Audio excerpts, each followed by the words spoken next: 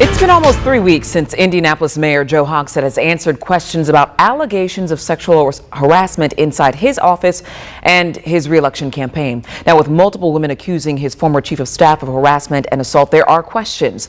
Since that time, Mayor Joe Hogsett has publicly apologized, launched internal and independent investigations, unveiled a new sexual harassment training program, and been the focus of a pending city-county council investigation. Today, Fox 59's Russ McQuaid caught up with Mayor Hogsett at one of his public appearances today to ask him about those allegations. Russ, what's the latest? Well, the last time I saw the mayor, as you just saw, was on the steps of the War Memorial as I peppered him on the run about the allegations against his former chief of staff, Thomas Cook.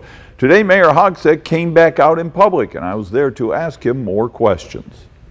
This summer, it was revealed that dating back to the early days of the Hogsett administration, 8 years ago, Chief of Staff and Deputy Mayor Thomas Cook was making what have been characterized as inappropriate advances on female staffers in the mayor's office, ranging from obsessive contact to sexual encounters while under the influence of alcohol to consensual relationships. Two women told us they told the mayor and his staff about the incidents over the course of several years, only to see Cook bounced from Hogsett's office to a prestigious Democrat-connected law firm and then back to the mayor's re-election campaign a year ago, where one woman said the behavior continued and Cook was dismissed again. More than 2 weeks ago at the City-County Council, Hogsett apologized to the women and announced changes in the city's sexual harassment policy and training and committed to an independent investigation. Following the dedication of a new apartment complex on the south side of downtown, the mayor finally answered questions about the scandal today. How many times have you undergone sexual harassment training since you were sworn in January 1st of 2016?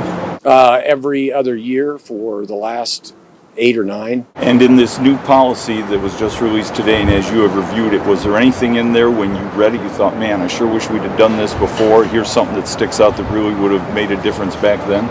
Well, there's no question that the executive order that I issued last week, which requires sexual harassment training for all city employees annually, every year, is something that, in retrospect, I wish we had implemented earlier. Hogsett allowed Cook to be part of his 2023 re-election campaign years after he was booted from the mayor's office based on previous sexual harassment allegations. Why did you allow him to come back into the campaign knowing his history when he was in your office? Well, I didn't know anything about 2020.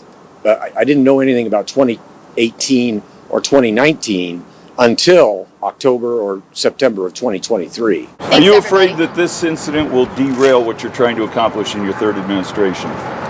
Well, it's certainly not something that anybody would look forward to. As these allegations date back several years, Marion County Prosecutor Ryan Mears told me his office has never received a case of alleged sexual assault involving Cook, but said no comment on any current referrals or criminal charges. Bierschel?